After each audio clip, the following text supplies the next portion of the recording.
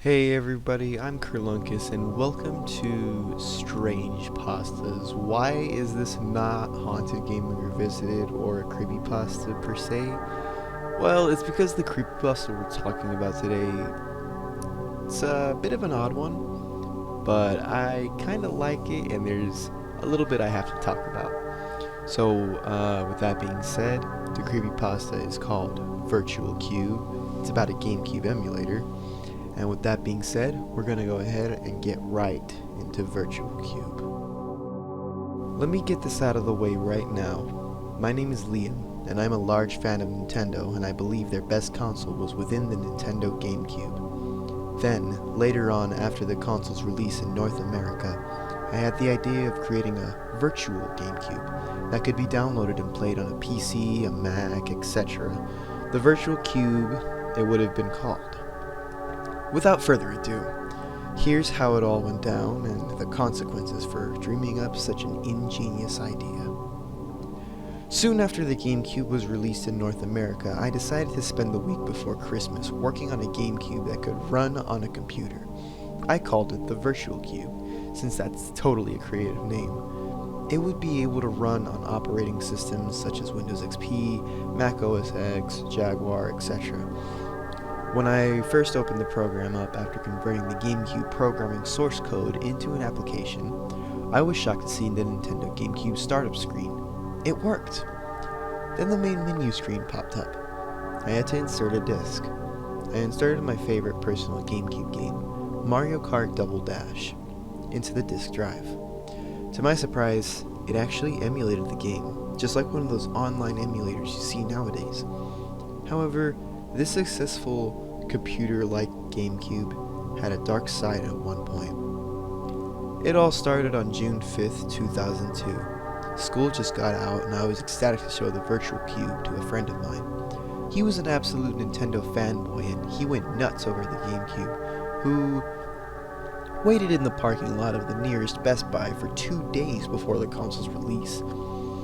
Anyway, I went downstairs after my friend came over, and he was mind blown by the VirtualCube.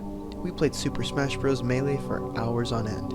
After my friend had left, I decided to troubleshoot some things and start to do the glitch where you could fight as Master Hand. I performed the glitch successfully, but when the stage select screen appeared, there was only one stage. It was labeled as Test. Thinking that this was normal, since the VirtualCube hadn't gone into full development yet, I selected the stage. I spawned into the test stage as Master Hand, just like I predicted. The stage had texture-lacking platforms, the music from the Corneria stage played in the background, and the backdrop of the stage appeared to be a public house or a bar of some sort. My opponents were Mario, Donkey Kong, and Yoshi. I found this odd since I chose Captain Falcon, Fox, and Link as my opponents. I found myself unable to control Master Hand in any way for about 2 minutes before I tried plugging in a GameCube controller into a port on my PC. Now I was able to control Master Hand, but only with the D-pad instead of the control stick. I was able to use Master Hand's attacks as he would use them in the Final Destination stage. My first attack walloped all 3 of the other fighters into the sky as I KO'd them. Sweet, I thought to myself.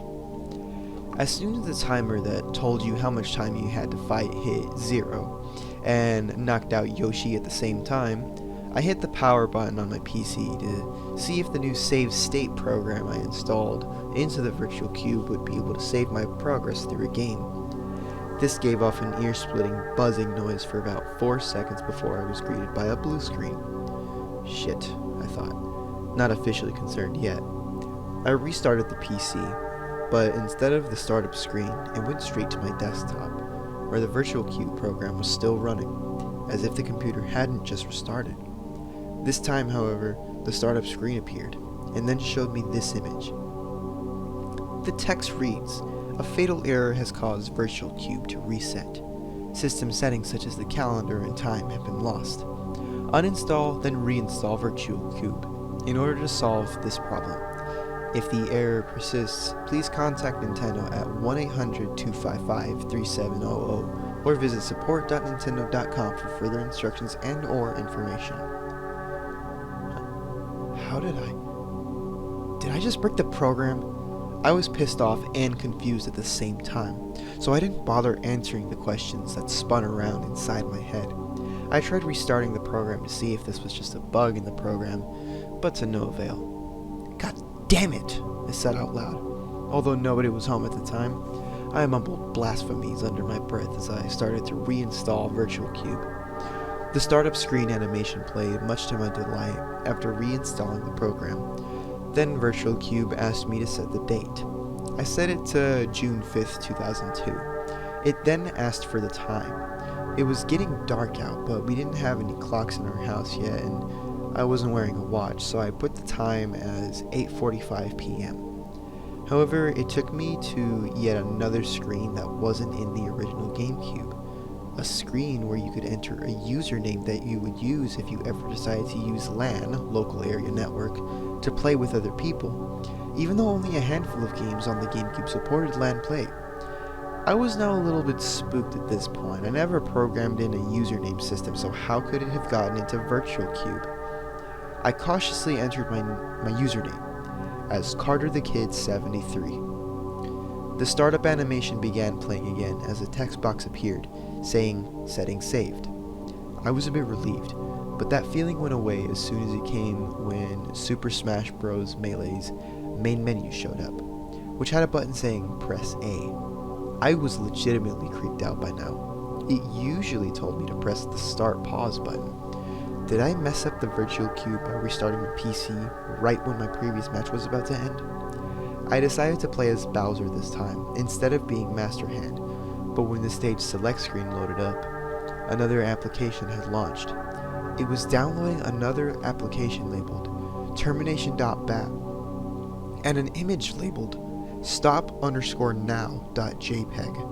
The hell? When it was finished downloading, I opened stop_now.jpg, and this is what I saw. Piracy. It's a crime. This was piracy? Another text box appeared in front of me, and it read, "Nintendo Incorporated have been notified of copyright infringement and or other methods of distribution prohibitions being disobeyed electronically, physically, digitally, etc.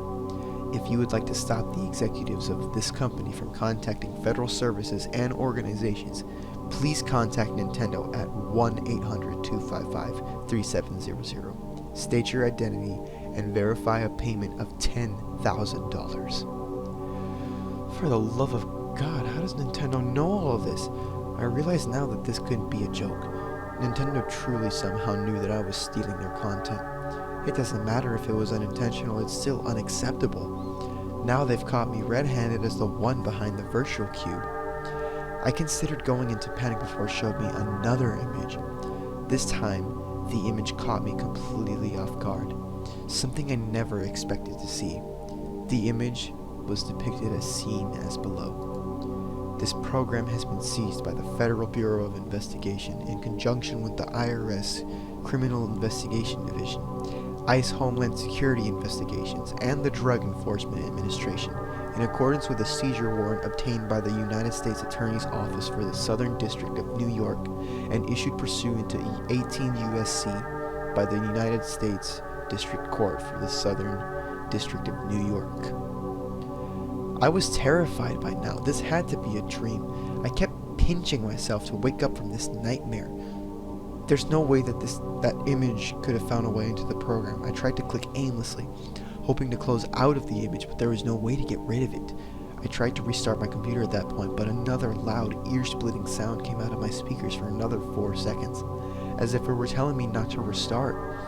The next thing I knew, the desktop monitor began to crack open, spilling extremely hot mercury and toxic amounts of chromium onto the keyboard. Some mercury got onto my fingers, and I screamed like I never screamed before as I went to dunk my hand into a tub of freezing ice water. My index and ring fingers had been crippled by the mercury. I rushed back to the PC to find colored ink splattered all over my chair, hearing sizzling and cracking sounds before becoming more frequent by the minute. Eventually, the computer blue screened before it cut to black. My $1,500 desktop PC is now a pile of gooey burning liquid on the floor. Then, the monitor snapped to life again, but showing an image of a distraught Mario with the text saying, "Copyright infringement is not acceptable. This is your punishment for failing to abide." How the fuck was this happening? I had no time to answer that question because I heard police sirens heading towards my house. I bolted upstairs, trampled my way to the bedroom closet, and then locked the door after slamming it behind me. I hid under piles of blankets in the hopes that none of the officers would be able to find me. Unfortunately, they were better prepared with a battering ram and found me. "Sir, come with me. You are under arrest for copyright infringement and violation of the law," an officer said to me, beckoning me to come over to him. He shoved me into the police car and drove off to a local jail not too far from my house. I ended up imprisoned for the next 5 years, even after paying a hefty $200,000 fine. Life in jail was worse than you could possibly imagine. Fellow inmates were beating me up each and every night. The food there were practically piles of shit for lunch, and you had to sleep on a freezing metal plank, which is the jail's sorry excuse for a bed. I had recurring nightmares of walking into a dark room inside Nintendo headquarters only to get brutally mutilated by a Nintendo executive or representative. My disfigured body mutilated in disgusting forms, hearing people mumbling, "You thought you could run from the law, but it will find a way to catch up, just like it did to you," before waking up drenched in my own sweat. After I finally concluded my 5 years in prison, I managed to strike a deal with Nintendo representatives, giving me special written permission to release, sell, and manufacture the VirtualCube, after paying them $50,000 for the copyright infringement that landed me in prison. I saved up and bought a new Windows 7 laptop for about $700. I started the whole VirtualCube project again from scratch, but I managed to finish it fairly quickly. It became an online success and continued to be a success until around late 2010. While the success is astounding, there's a painful and cruel moral to this story. Even if the outcomes afterwards are positive, it's better safe than sorry. So this was VirtualCube, a partially cringy but mostly entertaining creepypasta. Entertaining in the sense that a lot of ridiculous stuff happens in such a short amount of time over the creation of this emulator. I mean, the police busting down your doors is a little bit extreme when it comes to something as small as a copyright infringement for emulator, I suppose.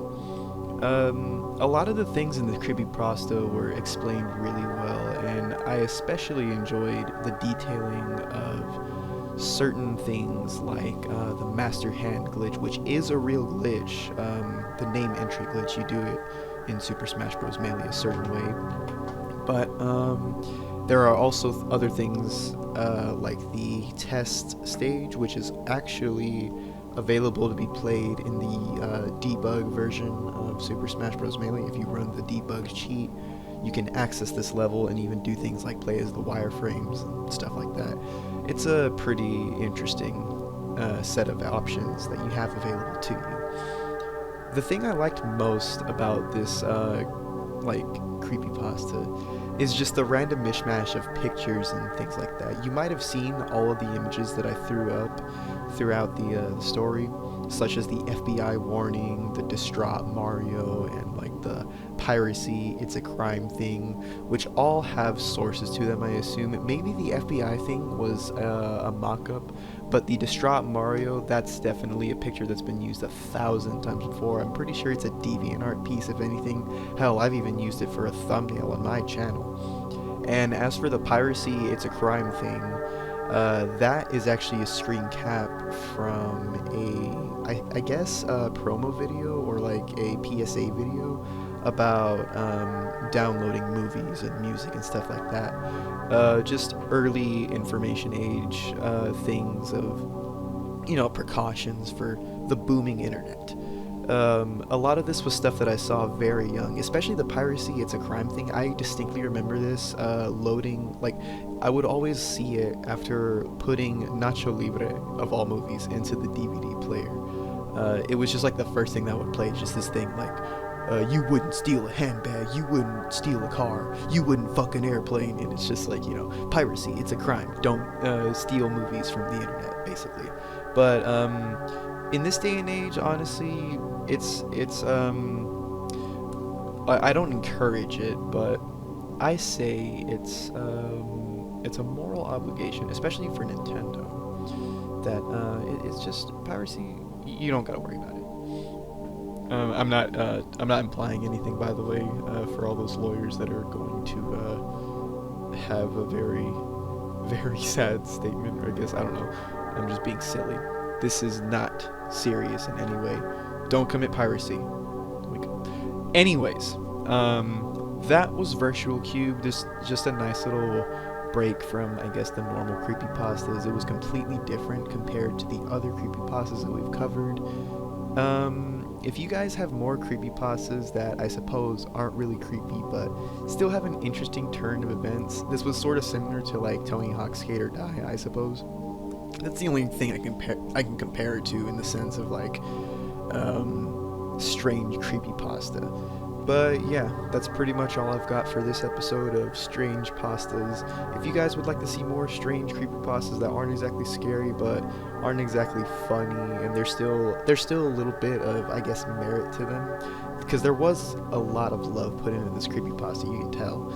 And I really liked the way it was written, even though it was a bit silly in the end, with like the nightmare of the Nintendo employee and shit like that. It was just a little bit funny, and that was my phone that went off just again. But yeah, if you guys enjoyed what you saw, please be sure to like, comment, and subscribe for any other videos you'd like to see on this channel. I'm gonna have a couple of gameplay videos coming out soon, and yeah, just stay tuned for that, and we'll keep doing some more videos eventually. So I will see you all in the next video. This is me, Kerlunkus, and I